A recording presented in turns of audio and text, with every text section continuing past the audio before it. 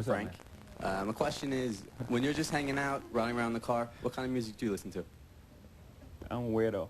I listen to everything. I listen to everything from Evanescence, Coldplay, Scarface, Linkin Park, yeah, you know, Fall Out Boy.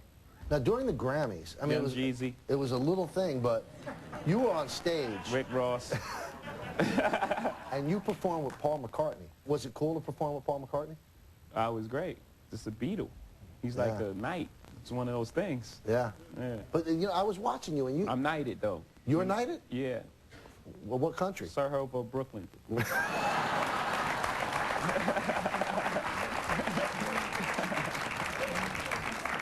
Now, the kicks you're wearing are your own. I mean, that must be pretty cool to wear your own sneakers. It's like you didn't buy them. They have your name on them. They're the S. Carter line from Reebok. Yeah. That's so you can get a good shot at them. You were the first non-athlete to get your own sneaker, and your sneaker, like, blew everybody else's away. What's better, gold record or that? Well, music first, of course. I mean, music is my first love, but that's great, you know, to be the first non-athlete in a Fortune 500 company, you know, believing and investing in you like that, and then you perform it. Like, 'cause they didn't know what the sneakers was going to sell. They thought we'd sell 10,000 maybe over the month or maybe 3 months. We sold 10,000 the first day. Do you ever wear sneakers with a scuff mark on it? No. Because when I was in the Bronx, if you got a new pair of sneakers, you know somebody would always come over to you and step on it. I mean, that doesn't work with you, right? No. I told you it's a pecking order. Right. The guys that got their sneakers stepped on is not... They end up being the host. You're bad. Hi, JC. I'm also a big fan. My name is Michelle, and I wanted My sister's name is Michelle. All right. Hey, sister. Hey. You have your own movie company, Rockefeller Films, and you've done a little acting, and I just wanted to know if you have any plans to do more of that. Wow. Acting. Acting is tough.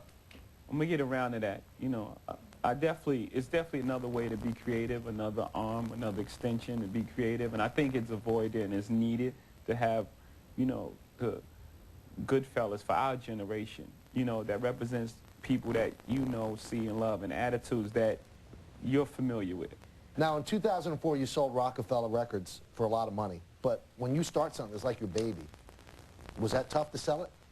I know you eventually ascended to the presidency of Def Jam, but... I still own Rockefeller Records, actually. Well, wasn't there a sale there somehow? Yeah, I got it back. Oh. Yeah. When I sold Rockefeller, it was like that chapter of my life I was like closing that, and I was starting S. Carter.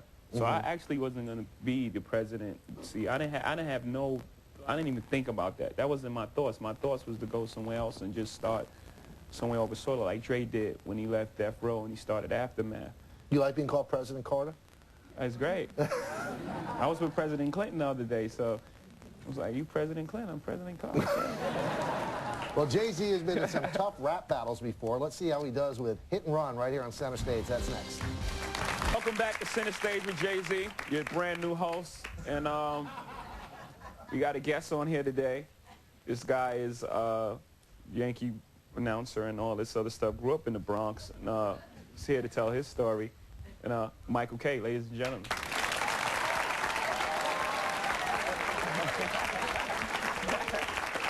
Welcome, Michael. How you doing, Jay? Welcome.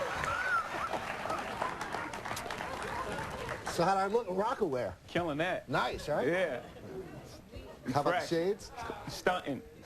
Like the S. Carters? With the no socks, that's like Tyson. No, that's gangster though. That's Tyson used to come to the fights with no socks. That's a Brooklyn thing. I'm all gangster. Yeah. So you ready to play Hit and Run? Yeah. Okay, I'm going to tell you something. First thing that comes to your mind, you give me the answer. Okay. All right, here we go. Favorite book? Celestine Prophecy. Okay. Favorite movie? Yeah. We're connected. Favorite movie? True Romance, Godfather. It's a toss-up. Okay. My sensitive side and like that justice scales, right? Yeah. Favorite song or musical group? That's tough, man. If you were dying and you had to listen to one song, you had like 3 minutes to live, what would you put in? I wouldn't be thinking about music.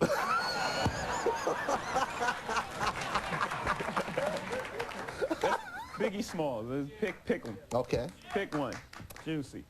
The performer that you would pay to see? Oh, wow. Well, I seen Prince. That was high. Marvin Gaye.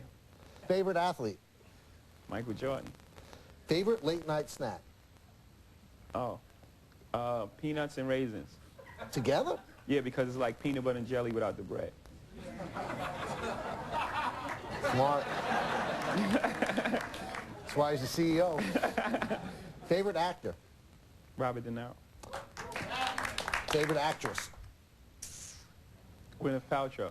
Okay. It's my homegirl now. We was hanging out, so... Really? You and So I'm Gwyneth? getting a little plug there. And Chris Martin. Don't start no stuff. Okay. All Right, of the us. Coldplay guy. Right. Her wasn't husband. Yeah, I know. Favorite TV show? Wow. The Wire. The Wire? Okay. Favorite moment in your career so far? First time I played the Garden. Uh-huh. Yeah. Now, the last time you played the Garden was your farewell, and that was an unbelievable night. What was that like? That was incredible. That was like, wow. That's one of those moments right there. Like, you got to figure the album hadn't come out. It was a week before, and everyone knew the words, and then they had the Roots as the backing band, and then just a bunch of surprise guests. It was like a jam session. You're going to have to do that all over again when you come back. If you could have one do-over, one mulligan in your life, what would it be? The second album.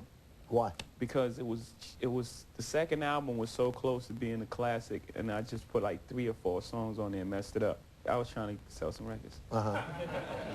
Why not? No one ever says that, right? Why? That Why feels not? like liberating. I was trying to sell some Yeah, records. absolutely. What's this? That's Diamond. What does that mean?